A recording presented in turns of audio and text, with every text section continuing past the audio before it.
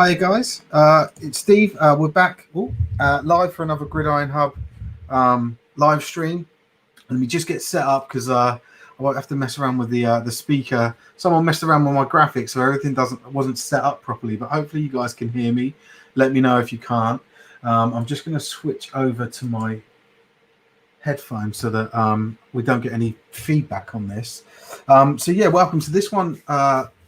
This live stream is an interesting one. We haven't really discussed. We've just discussed a couple of heavy topics in our time doing these live streams, during lockdown, but we've never actually broached the subject of steroids and steroid use. And for a while, I've wanted to do that. Sorry, you can see me adjusting stuff here, and actually just got the opportunity now. So we're going to be joined by someone who is ready to openly talk about their past with the usage of steroids, and I want to understand a bit about their story. So, how did they get into it? Why? A bit about the ethics of it. Playing it in a sport where people aren't doing it. What's that about? And just to understand more about it, in my own personal understanding of steroids is I suppose I might understand a little bit more than average, or I've had more conversations than the average person about it. I used to work as a doorman, and one of the guys I worked with was a bodybuilder and an open steroid user. So he would talk to me about it, and I'd ask loads of questions. And those of you that have worked as a doorman, when you stood on the door for hours on end, you've got nothing left to do but to talk, right? So over the weeks and months I worked with this guy, I did learn quite a bit, or from his point of view. So there's some things that I want to clarify today, and I'm curious about myself, even though I've got I suppose what I consider a base knowledge of it. Just want to sort of go into that, and those of you that are watching, I'm really keen to hear what you think about it, and if you've got your own experiences or your own views as well. Quite interestingly, we've had one reaction. So on Facebook, I get to see the reactions. We have one reaction so far to this, and it's been an angry react. And that's just based on, that was when the countdown timer was going.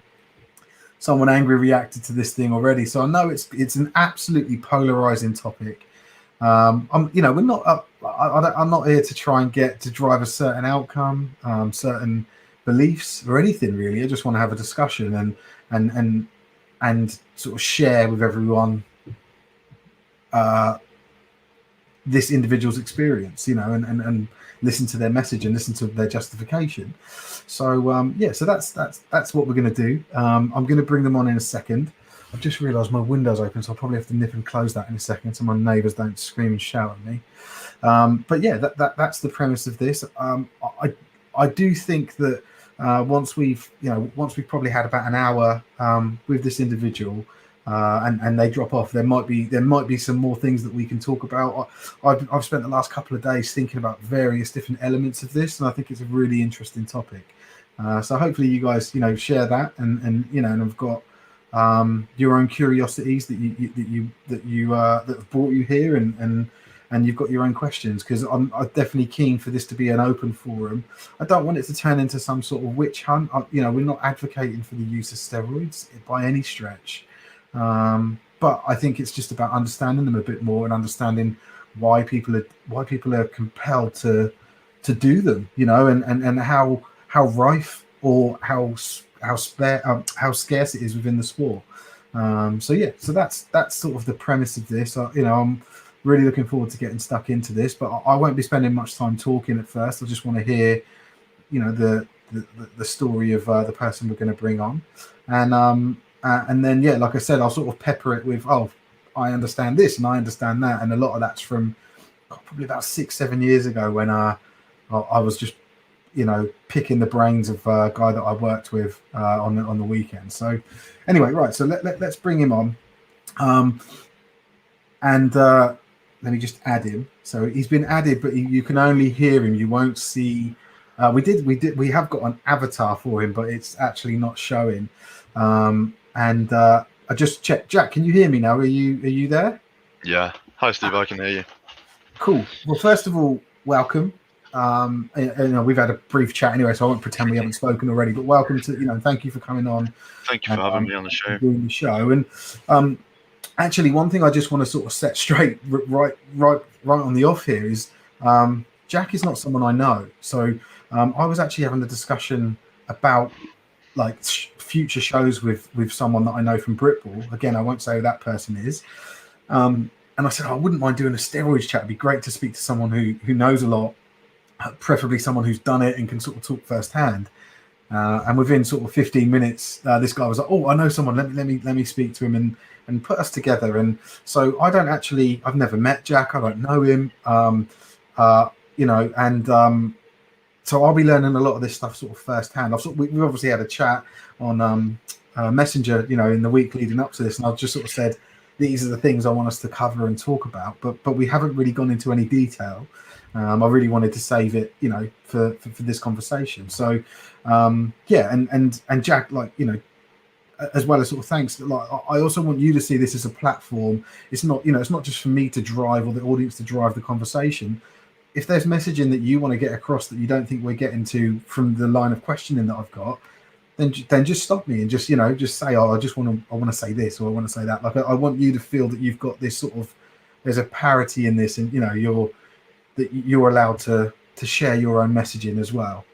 If you think we're not getting there, so I don't want you to leave this thinking, "Oh, I was sort of, I don't know, pushed around, or I didn't quite come across the way I wanted to." I really want you to give you the opportunity to express whatever it is that you want to. So the one thing I do want to start with, and I have cleared this for Jack, is so initially when we organised this, we were going to show Jack on screen, and he was going to talk about, basically, extremely transparently, and I suppose he's still going to, but he was going to actually show his identity.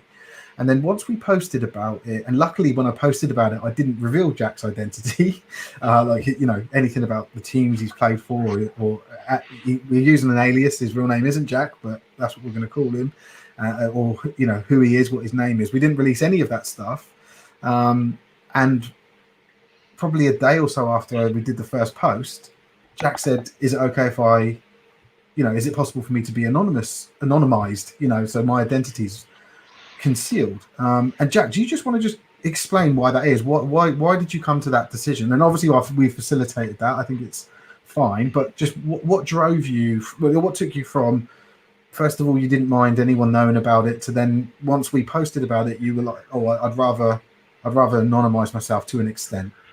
Well, I hadn't properly thought what the consequences may be, or I guess how it could possibly affect my future or anything along those lines, because it's not excuse me, it's not a topic that's talked about very much. And it is something that carries a lot of emotion with it. Doping in sport, a lot of, I guess, Olympians who have been caught, cyclists, they're demonized as drug addicts, drug users, and it's completely it's completely demonized in the world of sport. And I thought, with what I want to do in the future, and I just thought it'd be more appropriate for me to remain anonymous, but then I can still share my experience and still share everything that I've done, without it leading back to me and posting a bad name about the team I play for or the teams I play for, etc. Cool, and appreciate that. Thanks for sort of explaining that, and again, we respect that. That does make sense, and I suppose you don't want to.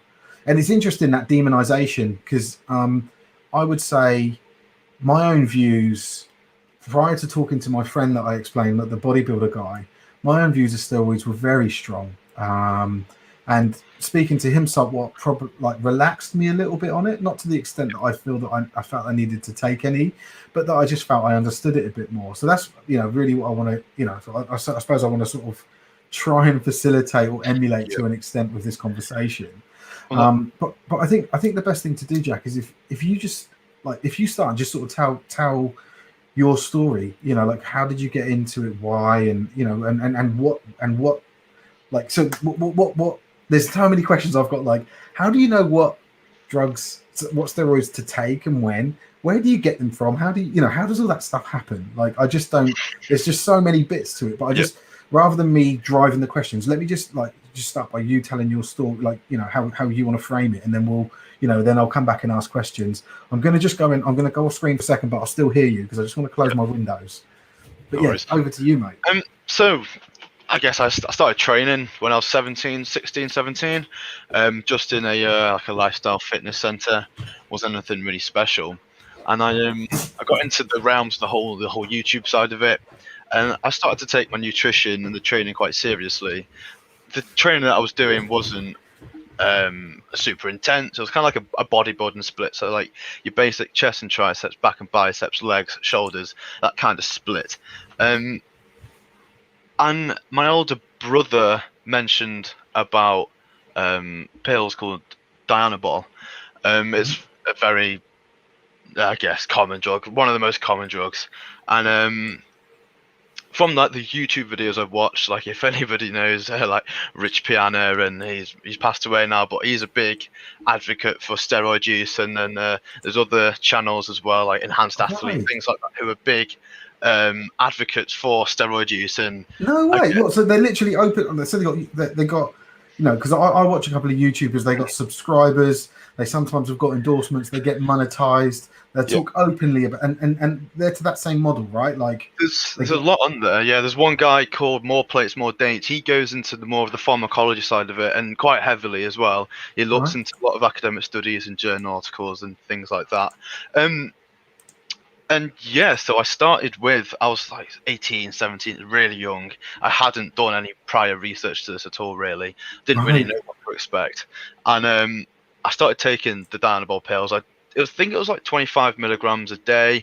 I just took it in the morning. I didn't really know what to expect. I didn't really do anything. And so what were you told it would do for you, this pill? I'll put on weight, I'll grow muscle. That's it. Right. Okay. So nothing. So there was nothing like. Nothing in terms of like cardio or bloods. It was just all about bulking.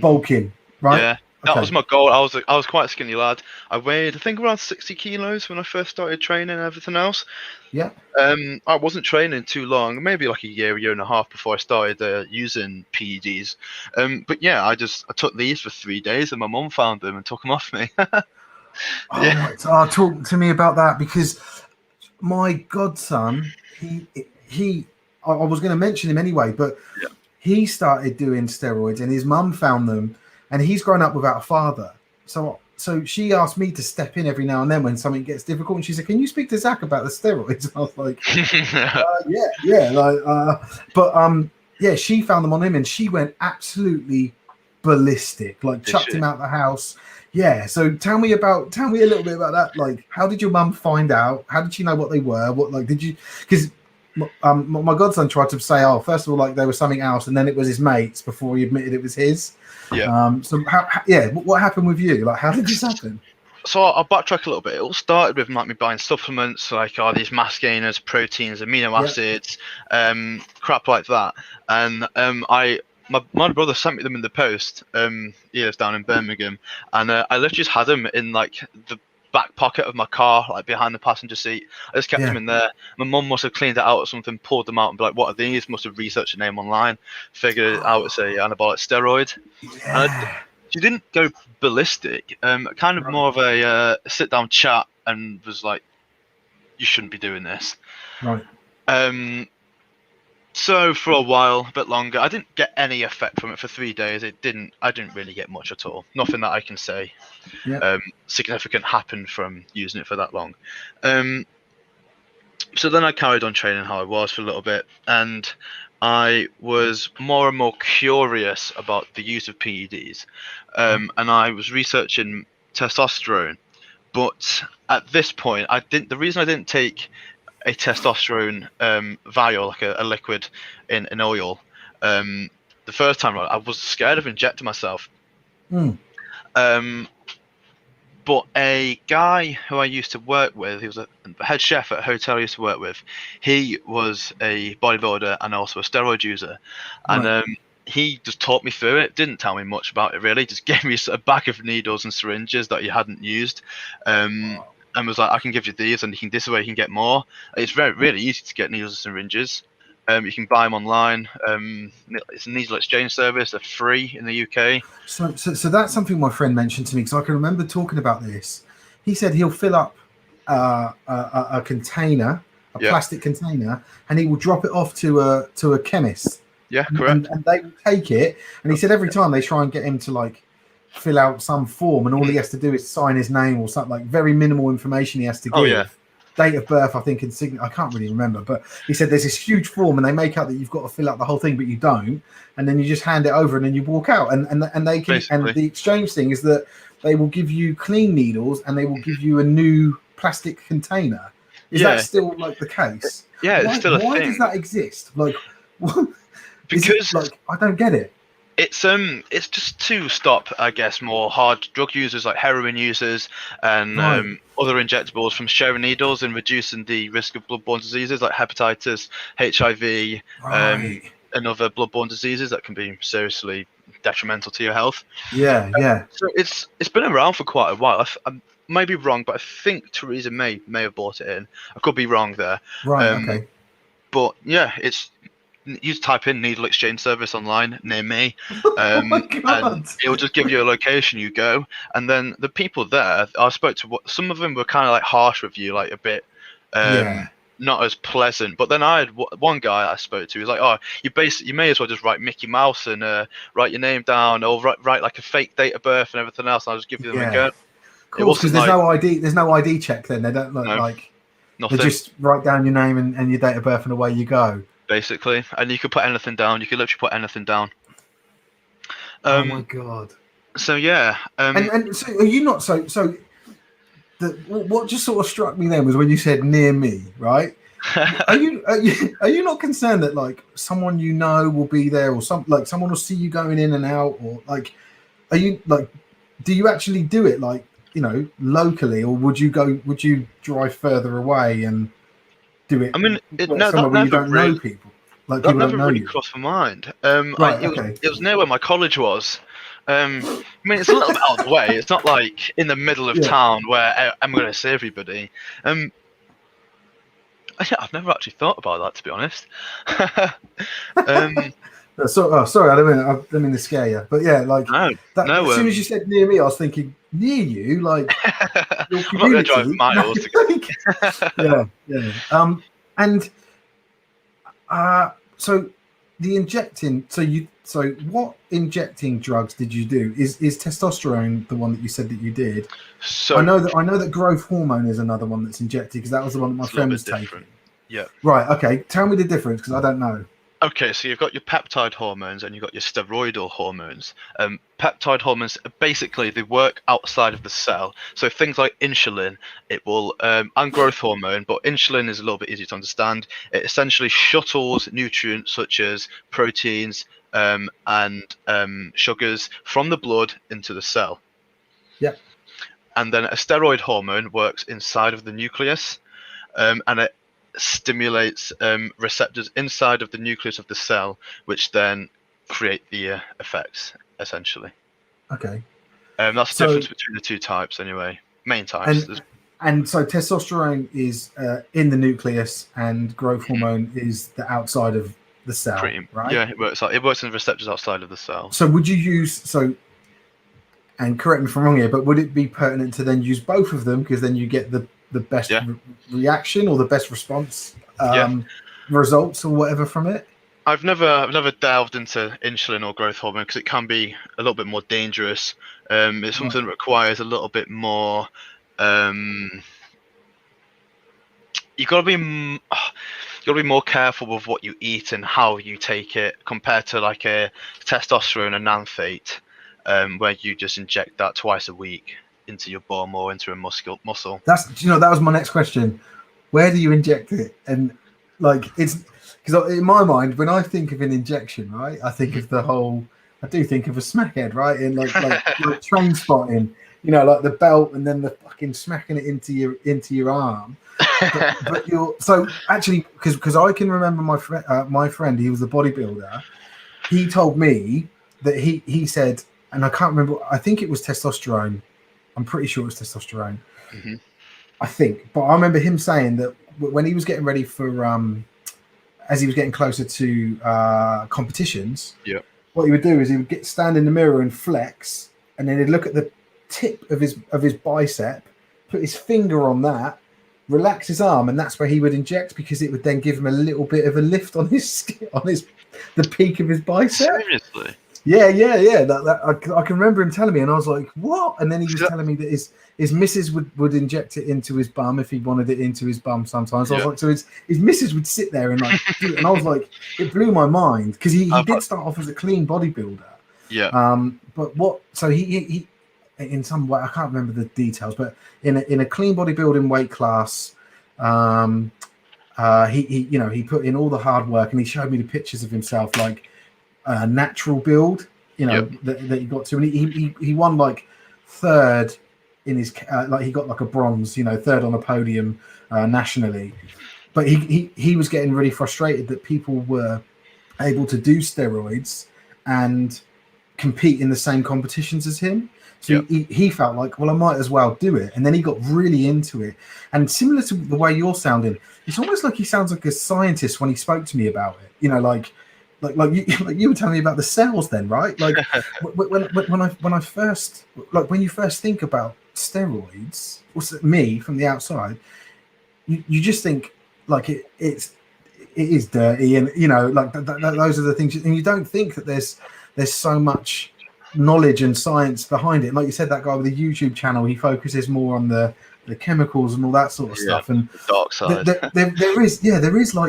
There's this like, it's like this underworld of science that everyone turns into like a boffin when you speak to them about it. But it's I was not expecting that, like people to be so well educated on exactly what this thing can do. But I suppose it makes sense if it's going into your body, right? Like you want to make sure.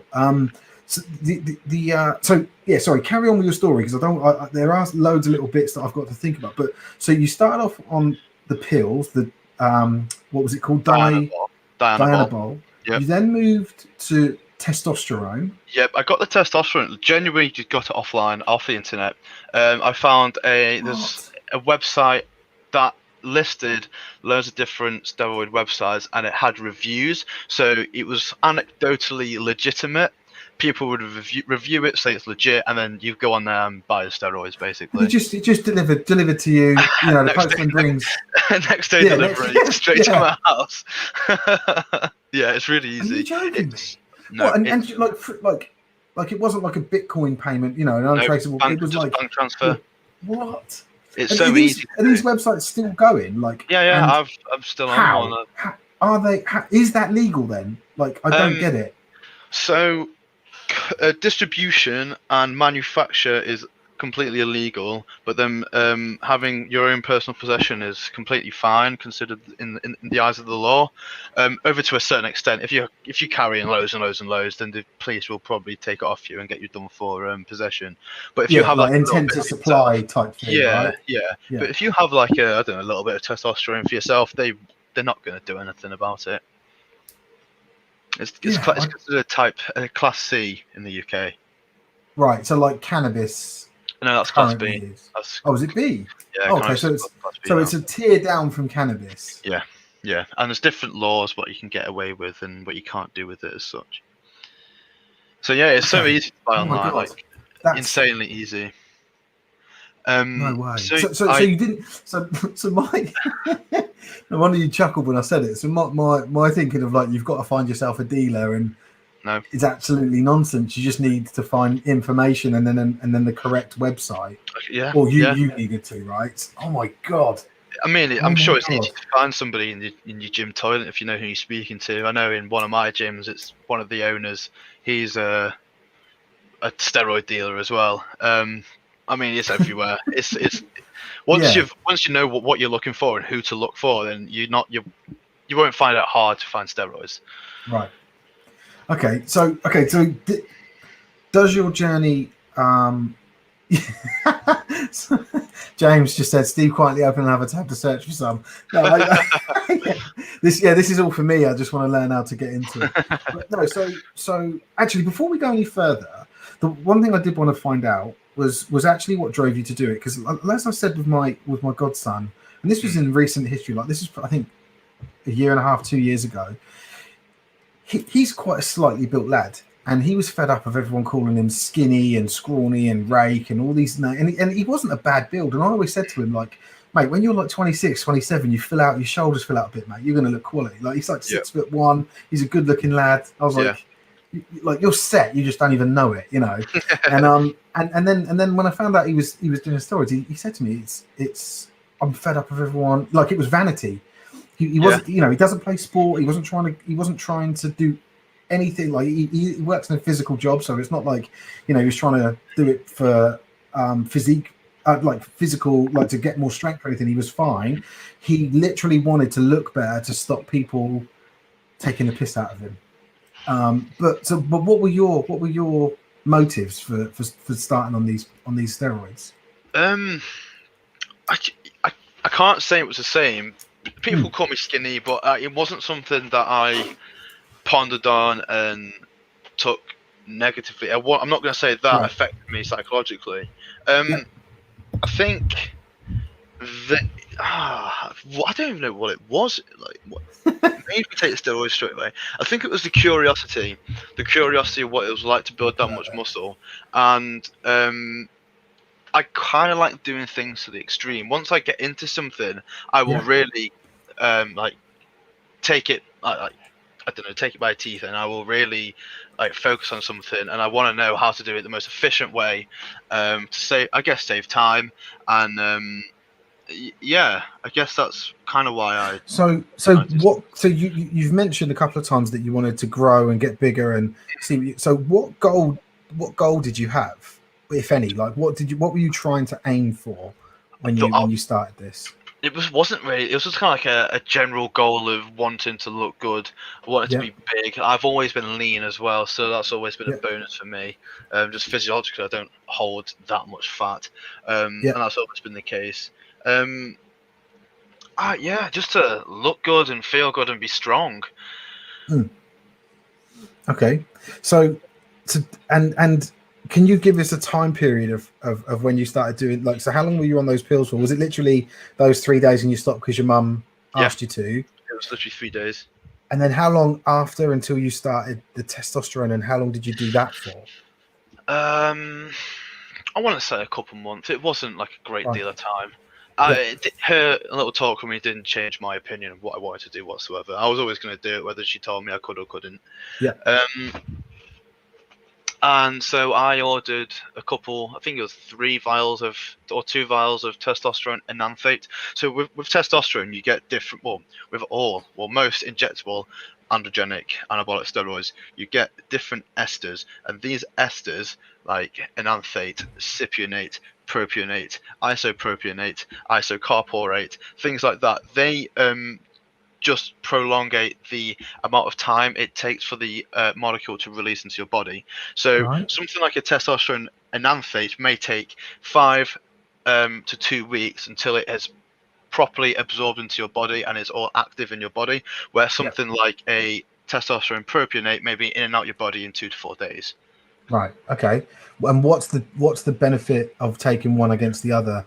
Less injections, like it's cheaper because you don't have to inject as much. Like, why would you take one over the other?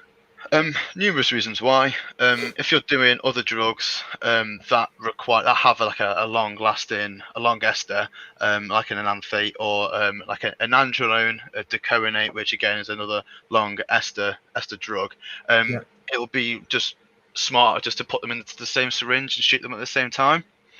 However, if you are doing something, so there's that reason it limits. Well, you don't do as many injections a week per se, but then if you want to do something like a testosterone propionate, you would then usually do it to keep your blood levels stay more stable. So it's 2 to 4 days. You're injecting it either every day. Most people say every day, just to keep your blood levels stable, and that limits the amount of side effects you can experience from steroids. Right. So, and I do want to get into that, the side effects and outcomes as well. But so tell me about your own personal usage of steroids. Were you a daily injector? Were you one of the every week, or like what program, or I suppose, were you on with it? I've done a few cycles. The first being a basic 12-week 500 milligram of testosterone a week for 12 weeks, and that consisted of 250 milligrams 250 milligrams injections a week. I think I was doing them like a Sunday and a Thursday, or Sunday and a Wednesday, something like that. Right. And I did that for 12 weeks. I then did a post-cycle therapy. So essentially, what happens when you take exogenous testosterone, so testosterone that is not produced in the body, it shuts down your endogenous, which is the testosterone produced in your body. Yes, I knew about this. I knew about this. Sorry, go on, because I do have something to say about it. But yeah, go on. You just reminded me of it. So the exogenous use shuts down the endogenous use, and that stops your hypothalamus in the brain from producing luteinizing hormone and follicle stimulating hormone. And when you come off, you have no natural testosterone in your body. Right. Your balls are small, like it shrinks your balls. Yeah. So, because you can imagine, like, two geezers on a door talking about this, and he was talking about, because I was like, don't it make your dick small? Because that's what everyone says.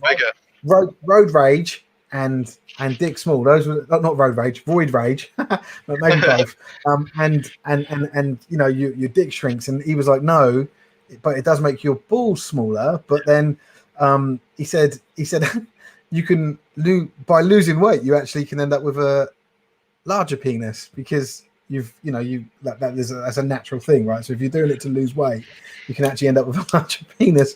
But he did say that while he didn't suffer from like what they call void rage, he did see examples of people doing that, but he said that was more with, like what you said earlier, people mixing stuff and it just sending their brain chemicals all over the place.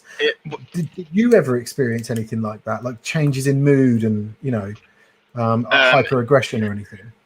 I'll just say, in terms of like the penis shrinking kind of the myth that is, when you take steroids, it increases your blood flow and increases the amount of red blood cells in your body. So actually, it increases the penis size by roughly 10% while you're on cycle. That's hilarious. Oh, that's brilliant. Okay, cool. But then the void rage thing, it's one of them. Like, if you're an arsehole when you're not on steroids, you're going to be more of an arsehole when you're on steroids. Right. Okay. I never experienced roid rage on my first cycle. I didn't get any psychological effects from it. I was fine. I felt good. I felt confident. I was making gains in the gym. It didn't really affect my psyche. However, further down the line, when I started taking testosterone and trenbolone, which is one of the harshest steroid that you can put in your body. So that's trenbolone, right? I've heard of tren. Yeah. So we can get onto that in a second as well. But you were taking that as well as testosterone, and fucked my head up. Completely fucked your head up. Like what? Like what? Like what would happen? Have you got any examples you can give us? Like. Yeah, I can give you a couple of stories. For those that don't know, trenbolone is now considered a veterinary drug. It's used to bulk up bulls or cows for slaughter. Right. That's what it's used for. Yeah, and bodybuilders brought it into the bodybuilding community, and it is now like people call it the quote unquote holy grail of anabolic steroids. It is that powerful. Now, when I was taking it, I didn't do a massive dosage because obviously I was aware of the effects. I'd done my research beforehand, so I did what was considered a low dose of trenbolone. Now, that dose for me was not low. I was taking, I think it was 500 milligrams of testosterone a week and 300, maybe 400 milligrams of I think it was like 350 milligrams of trenbolone a week. Like it's not up there. Like that would be considered not a beginner cycle, an intermediate cycle on the low range in terms of dosages. But it's while I was on it, constantly horny. Anyone that walked past me, I would want to shag them. Literally anything. It can have the opposite effect. Some people, it can completely kill their sex drive. But for myself, it was the opposite. my No set strength way. was ridiculous. Right. Yeah, that's what one of my mates was like. Oh yeah, when I'm on that, I feel like I could shag a plate. Like people, it's really really potent. Right. But in terms of the physiology, I'm not too sure what the mechanisms are. But when I was on this, I remember one time I was sat down eating my breakfast in my student house, and my younger brother, I live with my brother and then a couple of mates as well. Yeah. And he came into the kitchen, and I was just sat there eating my breakfast. I was in silence, and I was just getting so angry in my head, just getting angry at nothing. I was getting really, really wound up, and I God. can't tell you why it was, what caused it. I was just getting really angry, and yeah, that's just trenbolone. It's what it does to you. I remember one time I was out with like this. It was an American football social through university. I was out with the lads, and my girlfriend at the time was there as well. And if she spoke to a lad, I like the most like an incredible amount of jealousy would overcome me, and it really made me angry. And I would send like abusive texts and everything else. This Whoa. was But completely so out of do you character. absolutely attribute that to the Trembling. steroid usage then? The I trembling, attribute, that particular drug. yeah. So I so never. tell me, like I know you said you thought you took a safe dose, but you did know of the side effects. Why take it in the first place? Like what was the attraction to trembling? The impact that you like, its reputation and the like the potency of it. Is that why you introduced it into your, I don't know, your drug plan? Again, it was, Whatever it was call it. curiosity. I wanted to know what it felt like. Right. As And were you like, so were you able to see in yourself that was causing problems, um, or was it a case of being a bit in denial, like, no, there's nothing wrong with me, like how did you act, like, how did you feel towards the fact that you were taking Tren, and you may have to come off of it? Like, did you do it willingly, or was there a reluctance there? yeah, I threw it in the bin after 2 weeks. I know it straight away. I threw it in the bin. I Right. put it out straight away. Right. Um, Okay, cool. it was horrendous. It was genuinely horrendous. Um, but then I did it that again down the line, and I Right. halved the dose, and that was fine. Okay, cool. So you ended up going back to it. Yeah. And what other steroids did you do? Like, did you introduce into your body, I suppose? So the first cycle was just testosterone anthe at 500 milligrams a week. Yeah. Second 12 cycle, weeks. yeah. Second cycle was about 6 months after that one, 7 months after that one. I did. It wasn't all steroids. It was a testosterone propionate, and then I used SARMs, if you've ever heard of them. Selective No, androgen apart from receptor modulators. You can buy them in a vitamin shop, any kind of like sport nutrition shop, a supplement right. shop. You can buy them over the counter. Um, I've got a big opinion on them, but we can get into that later. Yeah, I yeah. used SARMs, so it was something called Osterine. Okay. In the literature, that's used as a muscle wasting disease, and it's passing clinical studies at the minute because it's not as anabolic or detrimental, and it doesn't shut down your HPTA function as much as a steroid does. So it was testosterone, this SARM called Osterine, a myostatin inhibitor called YK11. I was What? So using. tell me what that is. What? So myostatin is a protein in your muscle that essentially inhibits the amount of muscle that you can grow physiologically. So by inhibiting that and by You can increasing grow the the amount of muscle. follistatin in your body, it, you're able to produce more muscle than that. You will be able to produce more muscle than what you will be able to obtain naturally with Mm-hmm. steroids. Anyway, it just creates a greater growth, a greater stimulus for growth. And these bodybuilders, these pros that are absolutely huge, they may not need that many drugs because they may have this myostatin deficiency, which allows their muscles to grow Right. huge, regardless of drugs or not. Gotcha. So that was something I added in. And then And there was was all this from that same website? Like, so the or was it? testosterone was, and then the SARMs were from the Enhanced Athlete. They did like a YouTube channel, the one I mentioned before. Their website, when they were selling them, they're now illegal in the United States, so they don't no longer sell them. Right. But SARMs are still legal in the UK. You can buy them very freely. Um, and then I use Winstrol as well, which is a steroid. It's a DHT derived steroid. You'd use it for like the last stages of your bodybuilding competition. It completely dries you out. It makes you look really good. If you're low body fat, if you're like 8% body fat, it make you look like a 6% body fat. Just the way it Right. hardens your muscles. Yeah, I can remember my friend saying about this before his competitions, and he was saying that like they try and dehydrate as well as take these drugs, and he said actually it actually becomes painful to walk on the floor because there's no like fluids in your feet. So Yeah. and like well, it hurts to walk on a hard floor. I never got to that kind of stage with it. Right. It was just more to look good, I guess, at this Yeah. stage. Like it was kind of pointless. I was going out clubbing, drinking loads, and then I'll be on these steroids and looking good. Yeah, it was a kind of facade, I guess. And okay, so after that, and it's interesting. So because I've heard the term cycles before as well. And I don't fully understand what that means. Like, is it just a period of time that you predefine as that you're going to take the drug for? But because my friend also said to me that there are drugs that you can take at the end of a cycle that clear your body out of traceable elements, so that if you were to do a drugs test, that it wouldn't be in your system, it wouldn't show up. So I'm going to disagree with that. Carry on what you're saying. No, well, that's cool.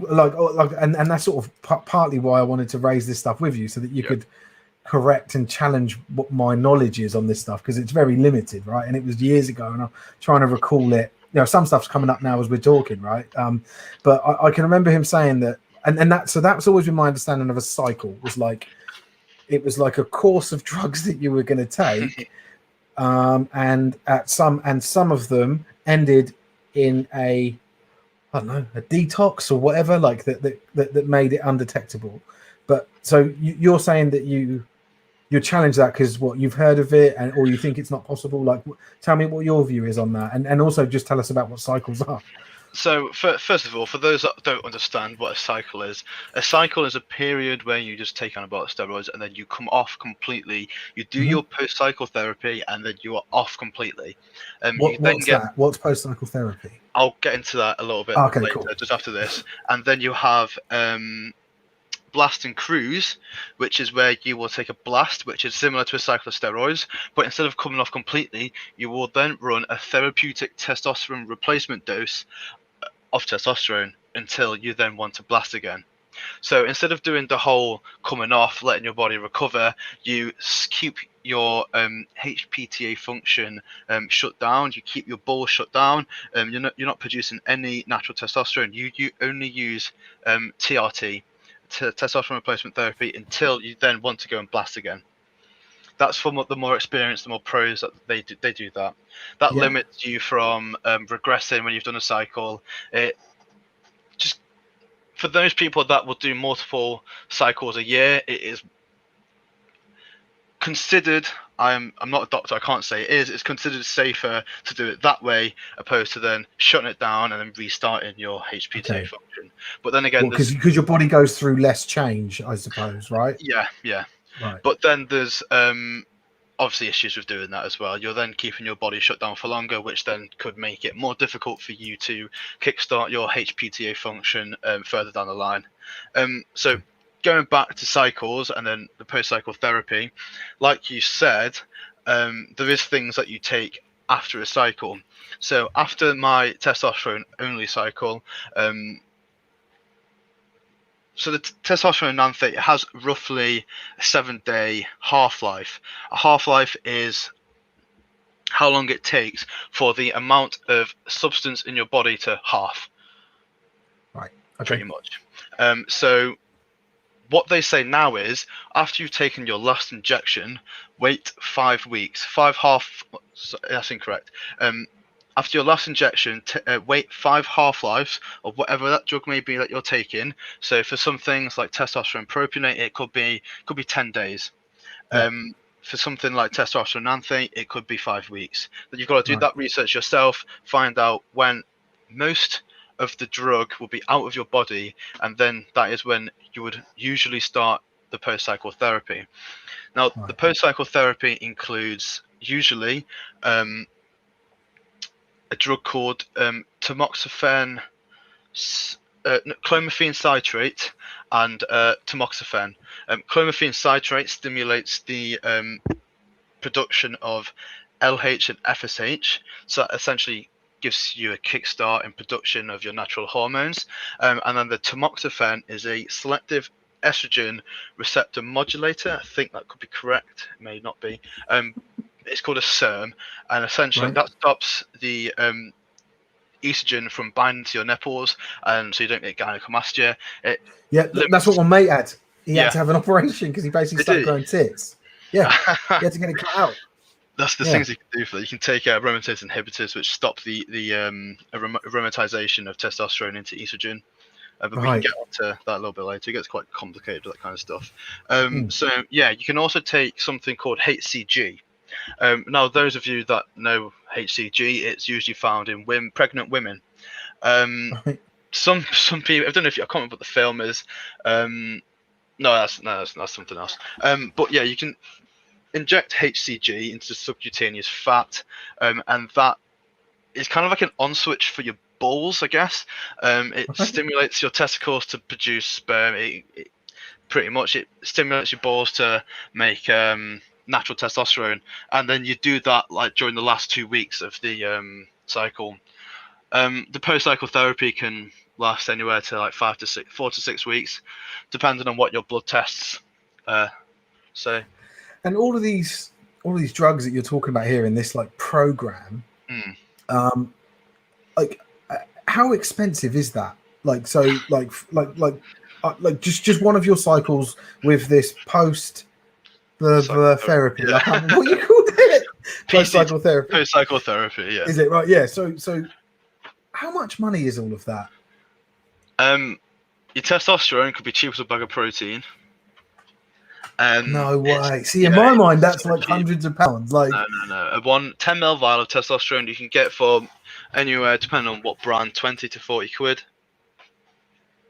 And how long does a 10 ml vial last? It depends on the dosage. So the one I've got here is called Sustanon.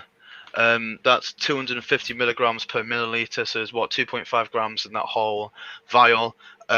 So that may last somebody, if they're doing 500 milligrams a week, it'll last 5 weeks. Yeah, they'll last 5 weeks of that. So they need for a 15-week cycle, they'd need 3 vials, and that could cost you 60 quid. That could cost you 75 quid.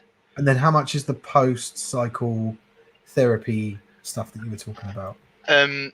If you wanted to do an all-out post-cycle therapy, which is what you should be doing if you're going to be doing steroids, this is a little bit more expensive than the actual steroids themselves.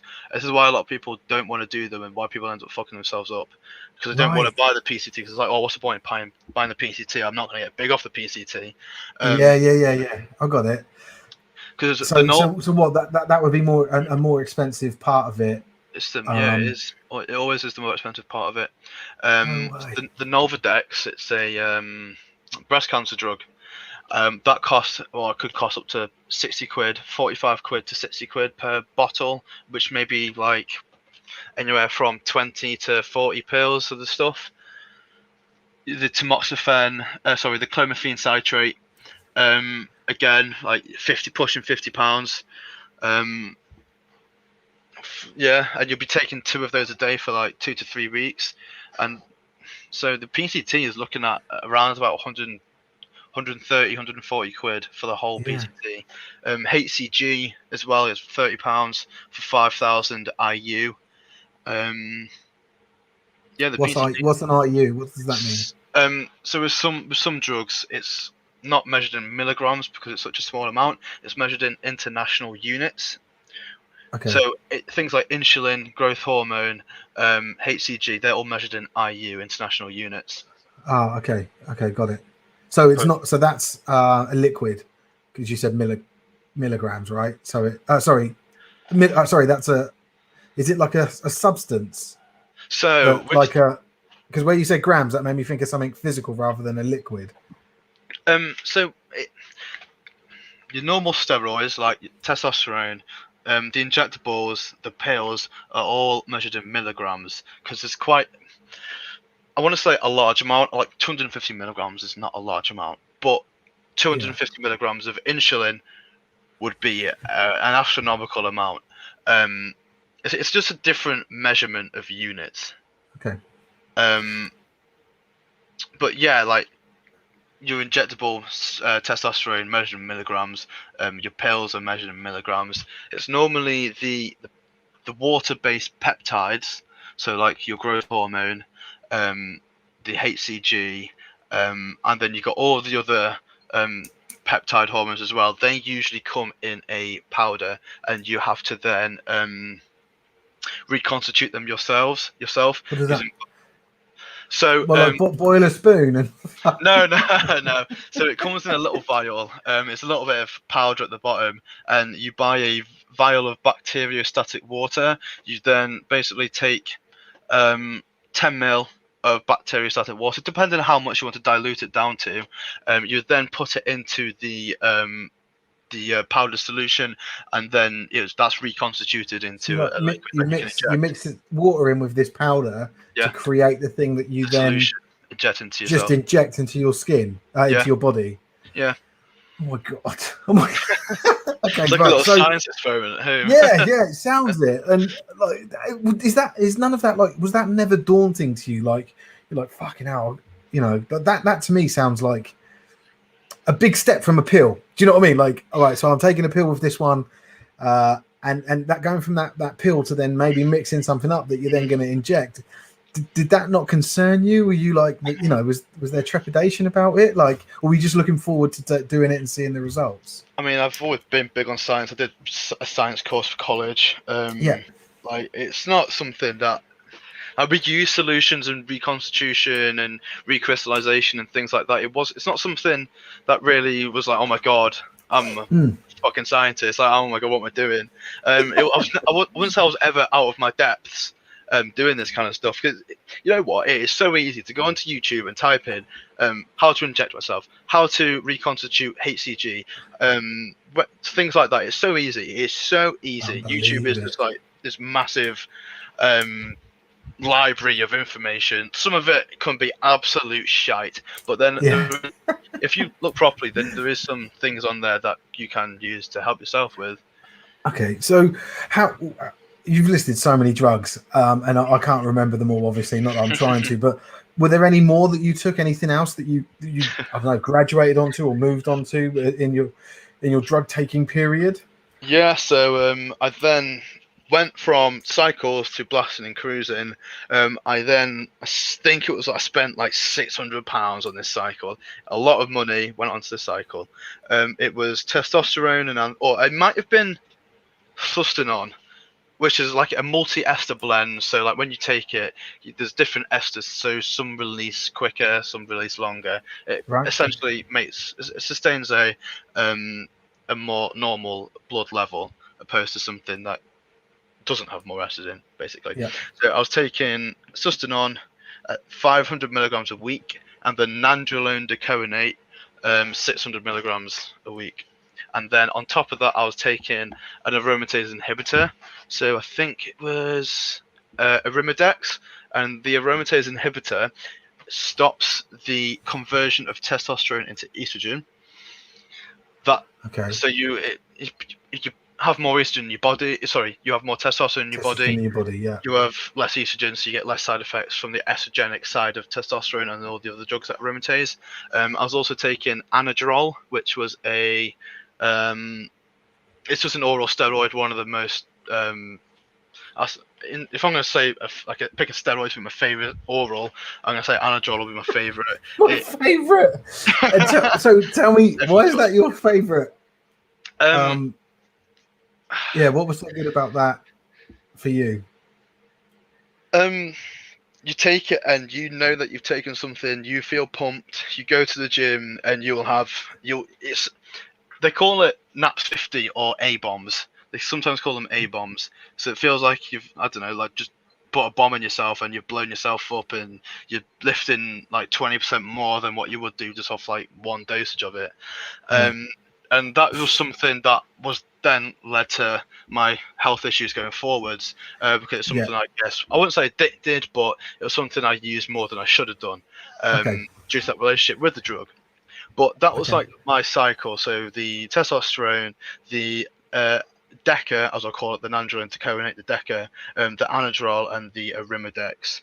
So that's what five drugs there I was taking. And how many cycles have you done? Like how long did you do this for? I did that one for 20 weeks. No, yeah, but in terms of all in, like from the moment you started So- taking steroids to when you stopped, how long was that? Like 5 over a number of years. 5 5 years. Yeah, 5 years on and So off. so let's look at let's look at the let's talk about the outcomes, right? So there's going to be positive and negative outcomes. I can remember again another bit that my friend said to me was he said, when you take the steroid, you still need to do the hard work, right? You still need to lift weight. You still need to put, because otherwise, your body just goes to shit or something. Like he said, you end up putting weight on. But so what results did you see? I saw a lot of results, a lot of muscle gain. Like genuinely, I got, especially off that big 20-week cycle, I got big. I put on 10 to 15 kilos in not a massive amount of time, but then putting that amount of weight on so quickly does have its negatives. During the start of one of the American football seasons, because I put so much weight on, my lower back was in bits. Well, I was going to ask this. Surely season between season, your coaches and your teammates like, fucking hell, mate. Like, because that happened to me at one of my clubs. This cornerback came back one season and he was like jacked, and we were like, and he had loads of acne as well. And we were like, right, that's fucking, we know what you've been up to, I mean, but yeah. So did people comment on it? Like, I've always been open about it. People ask me, I'll say, yeah, I've been doing this. It's not something I hide, but obviously to a larger audience, a little bit different. I appreciate that. It's not something that I will lie about either. If someone wants to know something, I will tell them, but I'm like, I'm not a doctor. Take this with a pinch of salt. Do your own research afterwards. This is just my experience and what I have done for myself. So when you go, so like, I had a toe operation a couple of weeks ago, right? Because I had an ingrown toenail, so very basic stuff. And obviously, anytime you go to a doctor, every single time I went for like a checkup prior to getting the actual surgery and everything, the amount of surveys I had to fill in, the amount of times I was asked if I smoke, and what my alcohol intake is and all that sort of stuff. I remember thinking, surely you guys are writing this down, right?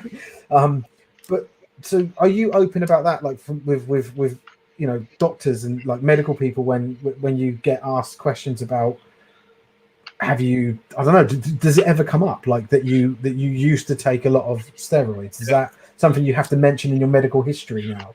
I'm open with my doctor. What I would do, I'd go and get my bloods tested. I'd literally go to the GP and I'd be like, look, I wanted to take some steroids. I want my bloods testing. I want a blood panel, like a whole red blood cell panel. I want to know what's in my blood, my natural testosterone levels, what my estrogen is sat at, my LH, FSH, my cholesterol.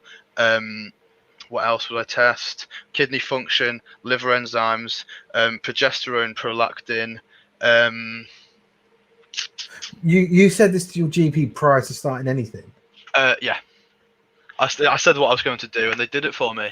What? They did it for me. Why? Why would they do that? Why would they not say to you, go private for that? Why? Like it's not something that we would cover. I mean, we pay under for the NHS or whatever. We give them the money, don't we? We pay out of our wage. But like for me, it doesn't like.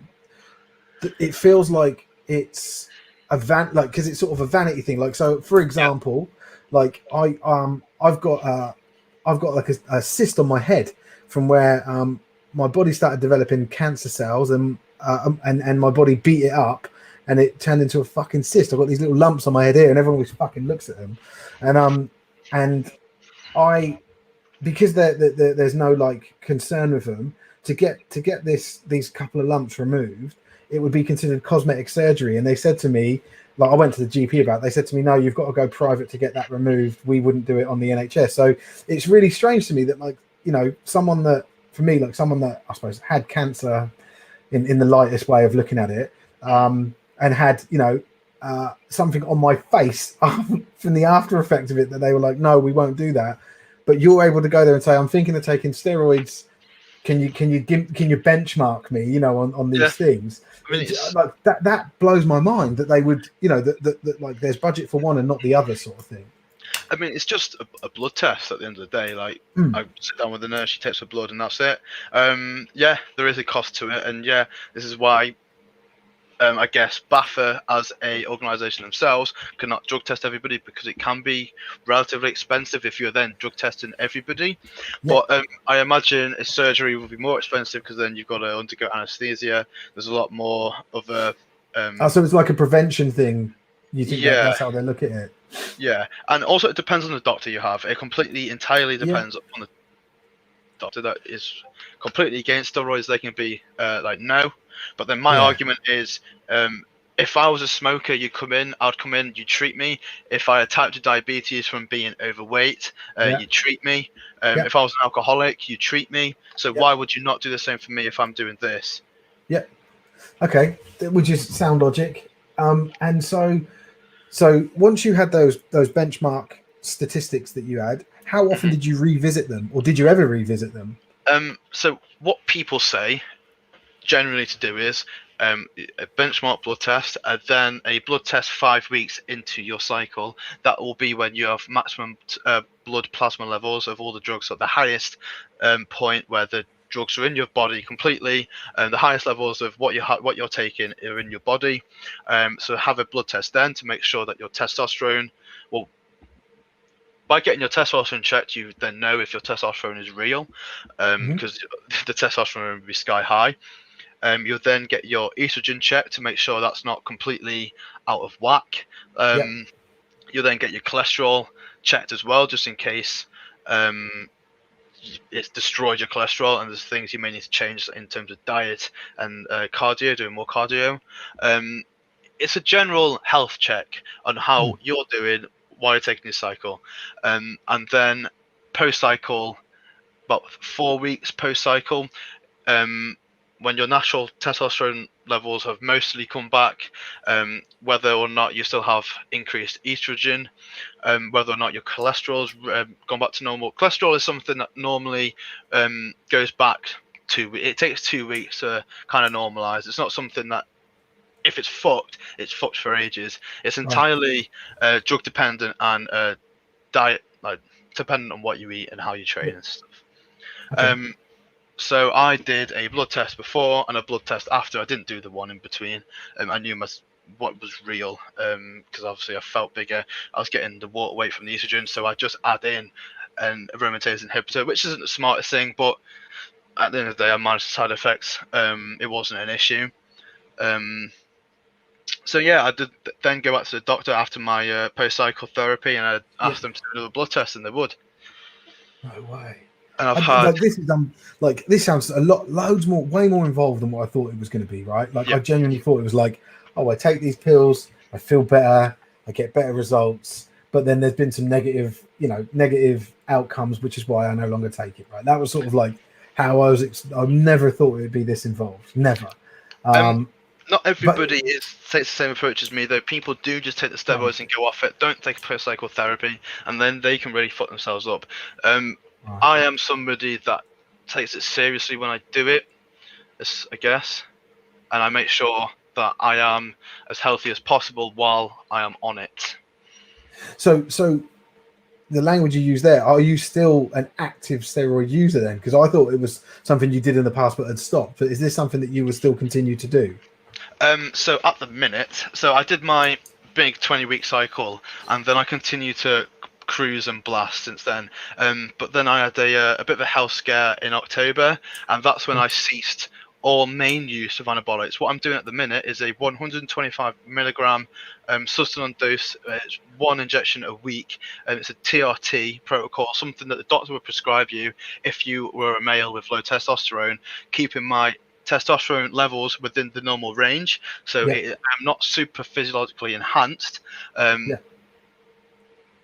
I'm doing that until I have then required all of the PTT to come off properly, but obviously with lockdown and everything else, I've not wanted to come off. I want to be able to get out of my body properly by good training, good diet, and all the correct supplements and drugs I need to come off it. So let's talk about the negative side now then. So what bad side effects have you experienced, or have you also heard, like, you know, I don't mean like war stories and things that are, you know, that you can't prove, but like people that you know have had bad things. You know, what's the negative side of all of this? Because like when I spoke to my friend about it, he was like, there's very little downside, it's mostly upside, it's actually quite healthy to do this stuff. It's just it's uncompetitive, so people don't like it. That's his view of it.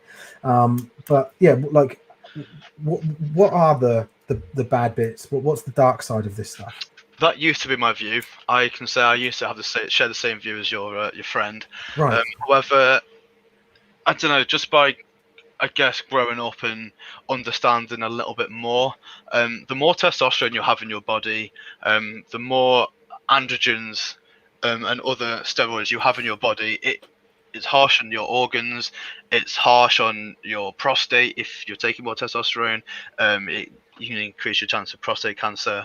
Wow. Some males, not everybody can be left infertile. That's quite rare. Like there is numerous negative side effects to taking steroids. There is a lot, and I personally, at the minute, for me, the negatives outweigh the positives. So that's why I am not going to continue using steroids. So you are going to stop? Yeah, I am. I'm planning to. I've got most of my post-cycle therapy. I just need to grab a couple more bits, and I am going to be coming off completely. Okay. And so into the, I think this is quite an interesting discussion about it, right? This topic, and thanks for sharing everything so far. Like, it's been fascinating. I'm definitely going to watch all this back, by the way, because it's like blowing my mind. I feel like I'm on autopilot talking to you, trying to think about it all. But so the other part I want to talk about is your view on fairness and the ethics of it with you playing sport. So do you have, or have you been given an unfair advantage in sport, in American football, by through your actions of taking these drugs? I'm going to say no, and the reason I say that, there's many reasons I say that. It is widely available to everybody. If you really want to go and take steroids, you can go and take steroids. Right. They say it's banned. BAFA say it's banned. They do nothing to enforce that. You can take as many drugs or whatever you want. The second reason why I don't believe that I was enhancing my performance for American football was because I was taking more bodybuilding drugs. I was taking things to make me grow. Now, these drugs absolutely destroy your cardiovascular fitness. Right, do they? Absolutely destroy your cardiovascular. Yeah. Okay. And when I was doing my big cycle of like the Anadrol, the Deca, everything that I was taking then, yeah, I was strong. Don't get me wrong, I was very strong, but flying across the pitch was difficult for me, especially when I had lower back pain as well. Like, and this back pain was really bad. If anything, it was more performance inhibiting than performance enhancing. Okay. Okay, that's really interesting, because I just, obviously everyone calls them PEDs for a reason, right? That's their title, is performance enhancing drugs. You would like the perception is always, if someone's on drugs, they're gonna outperform someone who isn't, and really that was going to lead to my next question, which was, you know, and I think you've sort of already answered it, but I was going to ask, well, what if you injure someone? You know, like as a, you know, I don't know, you hit someone, and I suppose you could say, well, I could do that without taking the drugs, right? People injure people all the time. Mm-hmm. But yeah, like that was sort of like the other side of it was, and well, I suppose if you and your teammates, and I'm not saying your teammates were on it, but I do know it's fairly rife throughout the sport. But do you feel like I don't know, an element of like diminishment in any achievements because you've taken these drugs? Like, if you were to say win a championship, do you think you'd still feel as accomplished because of it? It's not a solo sport, is it? My performance does not reflect on the whole team performance. And But what about a group of you? Like, let's say half the team are taking them, or is that even realistic for a half a team? Is it more likely to have about 5 or 6 players? Like, what's in in my your experience, experience? in the uni squad, it was just me. Right. In Okay. the senior squad, there's a couple, like a handful of guys, like. But then again, they're not taking it to my extreme. They're not Yeah. in It's just more things like little pills here and there that could affect him. So your view is it's too, being the type of sport it is, it's too small to have that big overall impact, and you would still feel accomplished if you were to win a championship or an MVP or any sort of Yeah, accolade, yeah. while performing on the drug, I on mean, the drugs. there is drugs that I can take that will be more performance enhancing for American football. Yep.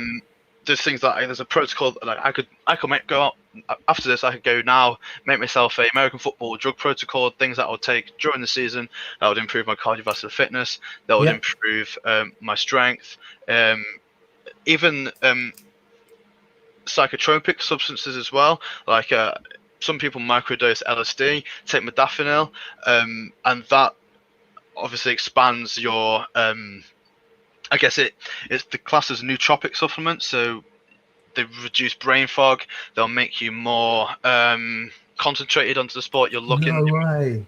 Like there's drugs for everything, like what you want.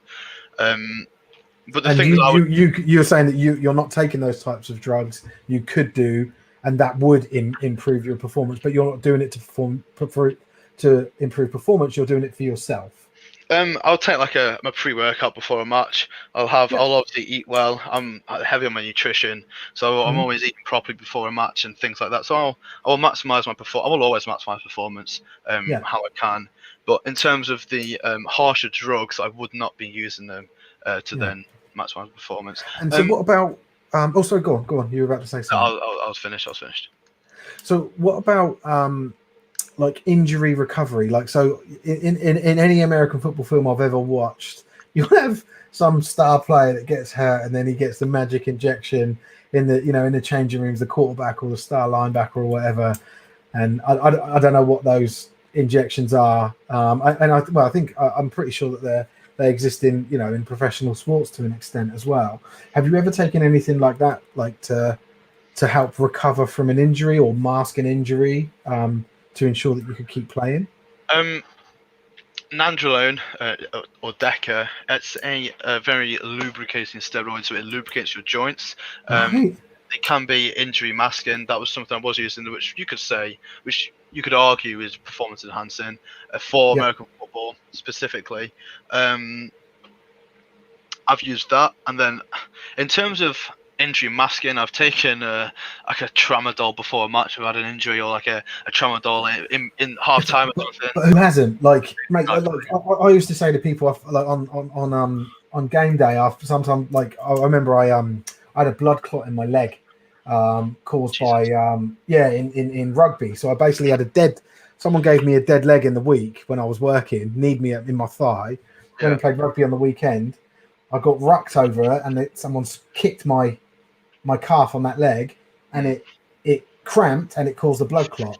So the drugs they gave me were fucking unbelievable. I remember saying to everyone, "It feels like I'm in a warm bath," and I was just talking nonsense, right?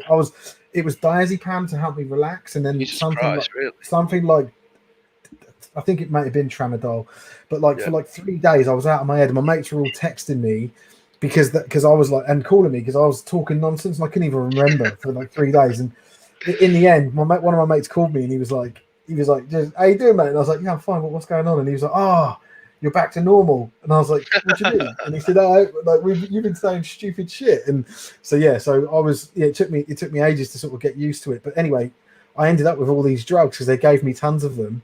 Yeah. And I was taken to American football with me because I played rugby and American football at the same time. And on game days, I was like this drug dealer, like, "Here you go, would you do like something, do something," and everyone was just taking these fucking drugs. And like, you have like D Lyman come up to me going, "Mate, whatever that was brilliant. I played the whole game and for the thing," But so I think to an extent, it's interesting. Would you classify that as a performance enhancing drug? Yeah, if you have an injury Right. that is going to stop you from playing the match, and then you take a painkiller and you're back on, that is enhancing your performance. and you're able to continue to play. Mm. Whereas without it, you wouldn't. That's Yeah, and I think it's a really interesting discussion, to have. And the other thing that you've touched on a couple of times is the national governing body, BAFA's control of this stuff. Right now, when I first started playing in the UK, it was 2006, right? It was 15 years ago, and at the time there were random drugs tests that were happening, but it was like they were sort of like phasing it out because it was so expensive. At the time, I think they came the domestic game came under, I think it was WADA was the name of the Agency.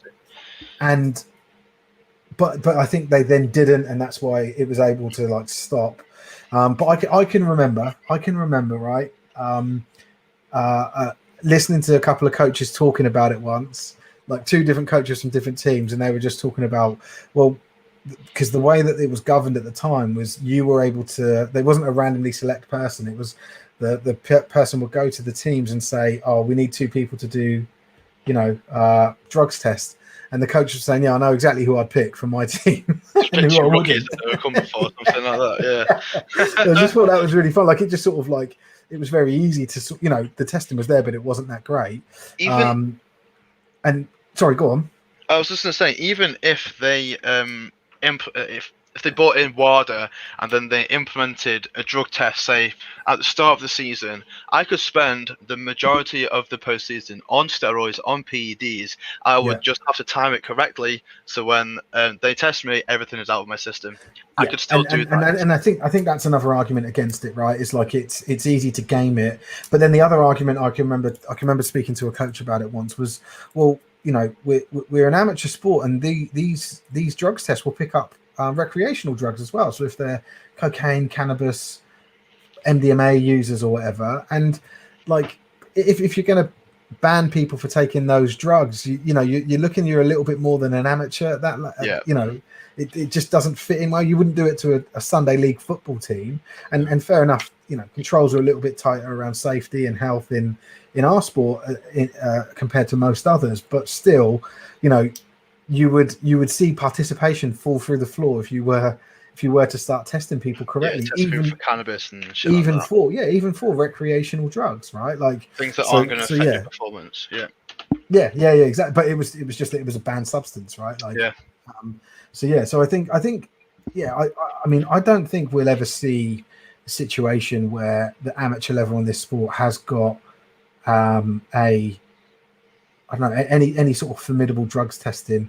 I remember they brought in that there was someone at GB level a few years ago. There was a role created for an individual to look after, like to administer drug tests and, I don't know, advise on that sort of stuff. But I don't know. I don't know if anything out of competition happens. I think it was only for like when they're in like the Euros or any of the other real competitions that they enter. But outside of that, at that international level, which I don't know what the program was, but I know there was a role for it. I can't ever see it being properly introduced. But does that not create an environment where people are more likely to, more likely to take performance enhancing drugs? And is that not irresponsible of the national governing body? My view on drugs as a whole is everything should be legal to an extent. I believe that you should be able to go to a pharmacy and ask for what you want, because then you know what you have got. You know exactly what you've got. You know it's safe to take. You can then administer a safe dose without the risk of it being a contaminated. So I'll then go on to a different story after I said this. So you'll know it's not contaminated. You know it's pure. What you've got, it's safe. You can go about safe use without having to cahoot with a criminal, a dodgy drug dealer. Many of these drug dealers are very dodgy, and especially with steroids, the risk of contamination can be extremely serious. If you get a vial of testosterone that's contaminated, you can get a serious infection, and that's happened to me. I bought a vial of testosterone. It was testosterone Deca mix. I injected it into my leg, and it was a few days later, I was fine for a few days, and I sat down. I had a joint with my mate. Was chilling, and my leg just blew up. It was huge. My leg was massive. I was obviously, because I was a bit stoned as well. I was really paranoid. I was like, "What the hell's going on?" Yeah, yeah, of My course. housemate was a nurse, so I went. I was like, mate, can you have a look at this for me? He's like, what do you think I should do? And he's like, oh, you'll be fine.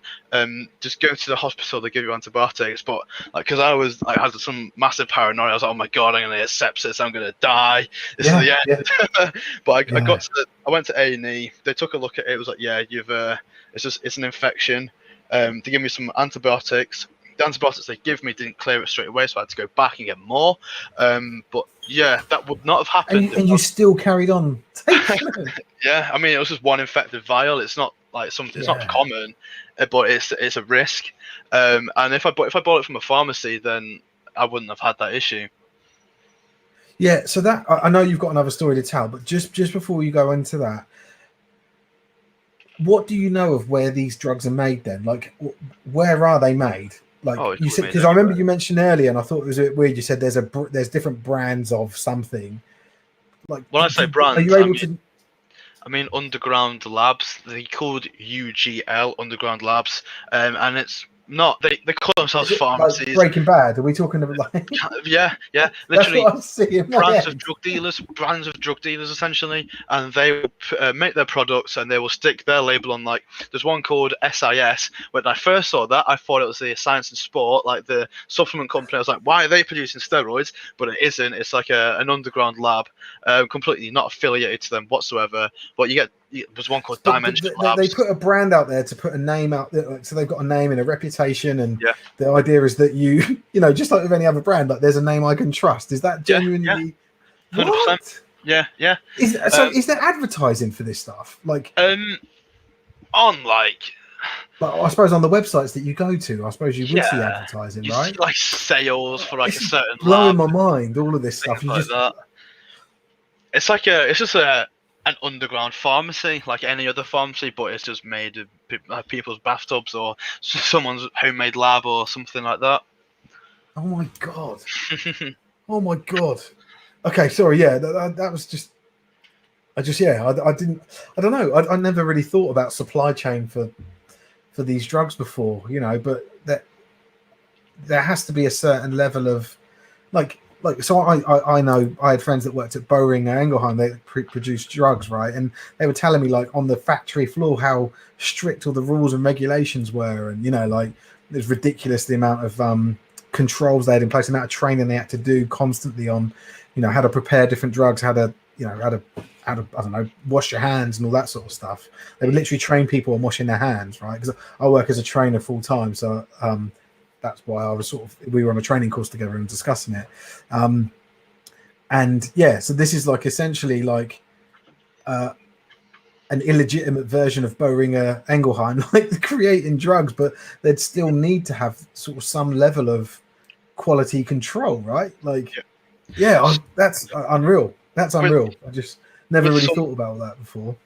Yeah, it's quite interesting because with some drugs like your post psychotherapy, they do have use in clinical, and they do have a clinical use. So like the Nolvadex used as a breast cancer drug, people will either Right. steal those or like buy them from a supplier and sell them Got it. um, Yeah, of course. by Like you said, underground like methods. the horse one, like that's probably created for horses, and you just take it, right? Yeah, Like, yeah, the yeah, trembolone. yeah, I Yeah, get that. Okay, cool. Yeah, but cool. then new labs will start off, and what new labs may sometimes do is they may overdose their steroids. Be like, yeah, I've got the best shit around. I can sell you this. This is the best shit. You whatever. And then what they may do 6 months later is completely underdose them and just sell loads and loads and loads Just to make some money. to make money out of it. Yeah. So it creates like a whole alleyway of deception, which wouldn't be the case if you were able to buy it over a counter. But it's the same argument that you hear for recreational drugs, Yeah. right? Like legalize cocaine because then you haven't got to worry about what's going in it. You know, when drug dealers mix, chop it up into and combine it with other tablets or whatever, so that, you know, so they make more money out of that stash or whatever it's called. So yeah, it's crazy that stuff. So when when that happens, are there like forums? Are there like, I don't know, newsletters, or is there groups that sort of share that information so you can hear from other people that have said, "Oh, I've just bought from these people. I think it's a bit dud. I think they've, I don't know, watered it down or whatever." Yes, there's loads of Facebook groups. I'm part of one called Enhanced Athletes Pioneers or something. And it's just got loads of steroid users on it that just share their experiences, that Oh ask questions god. about different labs. And then there'll be loads of guys that say, "Yeah, this is crap, this is bunk, or this is really good, I've used this before," things like that. Yeah, it's so easy. Would then, and this may be ridiculous, but would there ever be a video posted of a lab doing like a lab tour just to show you how clean and clinical they are? Has that ever happened? Like, is there like a YouTube video somewhere of someone saying, "This is our lab, and it's, Um, look how great it is"? Does that happen? I don't know because I think that's kind of entrapping yourself to then get caught. However, I Mm. think there's a Vice documentary on the production of testosterone. I might be incorrect, but I know there definitely is a documentary out there about the production of testosterone in Oh, underground mate, labs. you'll have to send me it because I'd love to watch Yeah, it. I'll try and Yeah, find it and I'll send it to you. yeah, quality. Sorry, and But you had another story that you wanted to go into, and I completely sidetracked. I can't remember what we Fuck. talking. Sorry. I knew that had happened. I shouldn't have fucking um, interjected. there's another one where, like I said towards the previously about the longer cycle with the Anadrol when I was taking that for too long. Okay, yeah, so I'll tell this story. It's quite interesting. You'll think I'm a crazy bastard. Right. So when I bought the Anadrol, at first I thought it was bunk, so I bought another one, but I continued to take the bunk stuff for a placebo effect. I thought it was bunk. It wasn't bunk. So then I was taking this drug for too long, way longer than what I should have done. And this drug, essentially, it increases the amount of red blood cells you have in your body. Which to a certain degree can be very performance enhancing, like blood doping you see in cycling, and Yeah. shit like that. However, when I got my blood test done, my red blood cells were high; they were through the roof, and this caused cardiovascular issues for myself. Only acutely, so it wasn't anything serious. But I noticed shortness of breath, chest pains. I was vascular. I was really, really veiny as well. Right. So what happened is I then was at risk of heart attack. I was at risk of stroke, or like your classic cardiovascular effects, and Yeah. that left me with left ventricular hypertrophy. Um, when I had like my little panic phase about it all and was chucking it all the way, my girlfriend at the time, no, it wasn't. Who was it? It was, yeah, my mate. My mate. He, I bought all this stuff online to do a at home a bloodlet. So I got rid of my own blood, and my mate he come round. He put the needle in me, Sorry, took my own you blood got out. to explain that. You got rid of your own blood. Can you talk just the detail for that? A little bit more detail on that. How So did you get rid of your own blood? so I asked my mate what I needed, and he said you need a tourniquet, a needle, and then a butterfly needle, I think it's called, and then these little tubes, vacuum tubes. You put them on, it just sucks your blood out. And it's Into what what? Into into a bag? a little tube, into tubes, and I just kept putting these tubes on, filling these tubes. I removed around about 300 milliliters of blood by myself. Okay, cool. Oh my god. Yeah, Keep going. and to some degree, I may say that's potentially what prevented me from having a heart attack, because if that blood was to remain there, I was at way more risk of heart attack, blood clot, all that kind of shit. And when then I got my blood test back again, the blood count was reduced dramatically to a more safer range. Yeah. Yeah, but you see a lot of that in bodybuilding. A lot of bodybuilders will then take their own blood out of their body. It's not hugely uncommon, and it's something that is considered relatively healthy as well, because obviously too much blood in your body, you're gonna fuck yourself at the end of the day. But I've never heard of it, but it amazes me. That's that. So, what did you do with that blood? I took it to a doctor, or I think it was a doctor, and just give it to them to deal with it themselves. because I didn't Oh really want God. to chuck it away, because then that's me chucking my own, I guess, DNA away, and that could come back to me. So yeah, so I took the more sensible approach and just take it to a doctor and just yeah. Oh my God. Yeah, I suppose So how would you chuck it away? Like, I'd like pour it down the drain or something, but yeah, yeah, but then I don't know. don't want to Yeah. stain my Oh my God. toilet. So Yeah. yeah, I managed to remove my own blood. That's like the craziest thing. And since like the whole issue with my heart, that was what has left me to stop was cease usage. Do you feel that are you concerned that you've got any long-term effects, No. irreversible long-term effects from Um, from that experience? so I had I went to the doctors complaining about the heart issues, etc. I had Yeah. an ECG, Yeah. electrocardiogram, which is what a nurse did. I'm sure some of you may have had one before. There's Yeah, yeah, connected. it's the Yeah, heart thing, isn't it? The heart yeah, rate and thing. yeah, and then I had a phone call saying that was a little bit abnormal, so I got booked in for an echocardiogram, which is a Yeah. ultrasound in the heart. So I went to the doctor, the hospital after I got the appointment. He then put that lubrication on me, had a look at my heart, measured all the valves and everything else, and the doctor rang me like a week later and said I have left ventricular hypertrophy. However, she wasn't too concerned, and she said that upon stopping the drugs, it should revert back to normal. As long as I obviously eat well, train properly, and do my cardio and stop taking the drugs, that it should revert back to normal. And since that experience, I've not had any cardiovascular issues. I've been healthy. I have Yeah. focused more upon my cardiovascular fitness than what I would have done normally, Yeah. which is only going to improve my football game. Yep. So yeah, my hair loss. That's the one thing that I can say is permanent. Well, so are you pinning that on the usage of your the steroids? Is your Um, hair it would have hair loss happened. or hair thinning or whatever? It would have happened anyway. I'm predisposed to male pattern baldness, but it just happened quicker than what it would have done. Basically, No way. that's something to consider if somebody's taking. The thing about going to take steroids is look at how your body functions without them. If you have male pattern baldness without steroids, it will probably accelerate it. If you have Yeah. acne without steroids, it will make it worse. If you're Right. aggressive already without steroids, it will make it worse. It will Yeah. just exacerbate things that you already have. No way. And essentially just make them worse. So I suppose a big question here is: do you think that was it worth it? Right. So would you, if you were given that time again, would you take the drugs, or would you just not and just train without them? Like, what would you do if you were able to turn back the time and knowing, like, with the same knowledge, obviously, and if you knew then what you know now, how would you act any differently?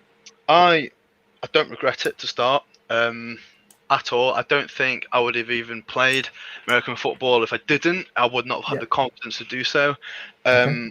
I believe when I first started taking anabolic steroids, I was relatively well informed to a extent where I do it. I want to say as professional as possible in my own home setting. Like I did tell my doctors, I let my doctors know. I wouldn't go back and change. The only thing I would change is the use of Anadrol towards the end and limit the effects there. That's the only thing. I don't regret anything. I wouldn't change anything apart from the use of Anadrol. And I kind of think it formed me to be the person who I am now. I'm much more open on the use of steroids and PEDs in sport and everyday life. Like most guys in the gym are. Scott tells you that 20 weeks of Anadrol is fucking nuts. Yeah. Apparently, yeah, nuts. The side effects were horrible to start with, then the side effects went, and then they got worse later on. Yeah, it's Anadrol's I don't know, it's a different kind of drug. It's really fucking good if you want to take it to get big and jacked and strong. But then if you're doing other shit you don't want to be taking it for a long time. It fucks your liver. It's really hepatotoxic. It's fucks your kidneys as well. But yeah, no. Going back to what you're saying, I wouldn't change anything. I don't regret any of it whatsoever. Yeah. Okay, cool.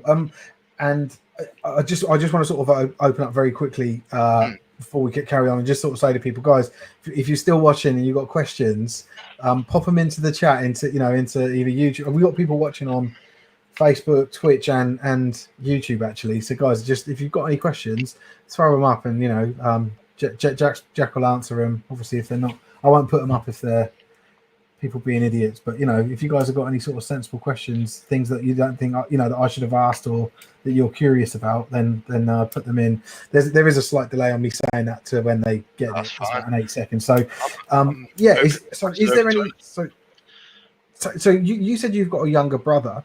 Yeah. Has he ever got into steroids? When I first started, I was stupid enough to convince him to do it as well. Because I was gonna say, like, as in a like someone that you sort of role model for, I don't know, and that could be a cousin or a brother. Like in my instance, it's probably my, I've got 2 little boys now, and I've got I'm a godfather to two kids, one grown and one child, and like I consider myself a role model to those individuals. And if I don't know if there's anyone like that you've got in your life yet, but what would you do if someone who you role model for asked you about the usage and taking steroids? Would you advise that they do it? Would you want to be involved and help them do it? Like, what would your approach be? If I was to go back and tell my brother about the steroids, I would tell him not to do it. At that age, he was 17, I was 18. He shouldn't have taken it. Right. That was me just being a dickhead when I was younger. He did it for 6 weeks and stopped, and then hasn't really touched it. He's used SARMs, but he's never used any injectables since. I do get quite a lot of people asking me about steroids, and my approach is always the same. It's go and do your own research. I'm not telling you where I get my steroids. I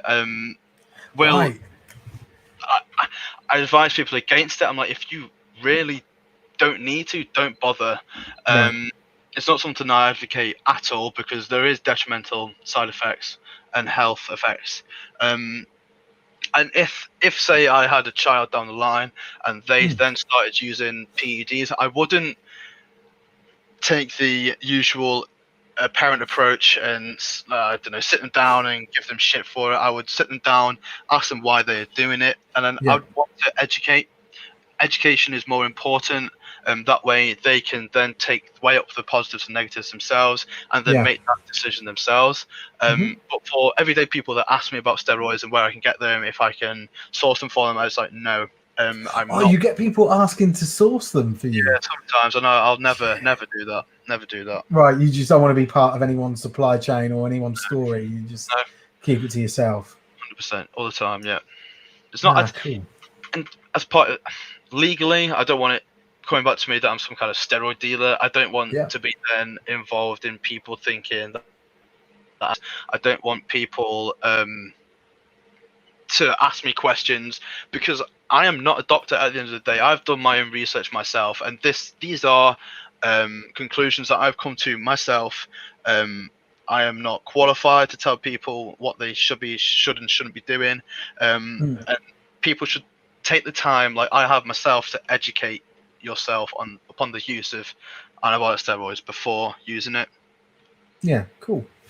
Well, we haven't had any more comments or questions in the chat. So, is there anything else, Jack, like before you go, that you wanted to talk about or mention, or any stories you wanted to tell? Is there anything that you wanted, like, that sort of we haven't got to yet that you wanted to cover off?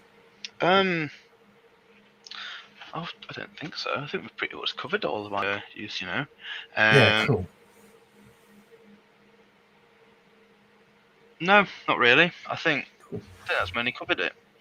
Awesome. Well, yeah, we're an hour and 40 minutes into the broadcast, so that's a lot. Obviously we had 3 minutes start. So yeah, we've had a really good chat. I've really enjoyed it, and your frankness and and sharing your opinions and stuff. That's exactly what I was sort of looking for this broadcast, and hopefully there's a lot of people that have sort of gained value out of this, and insight into what is quite a I think for me quite a mysterious, mystified world, right? Like I said, I had completely different perceptions of it, and like I said at the start, like I consider myself that knew a bit more than average, but think what I've learned today is that I didn't know that much at all, and it's been really good eye opener. So thanks for taking I'm the time, glad. Jack.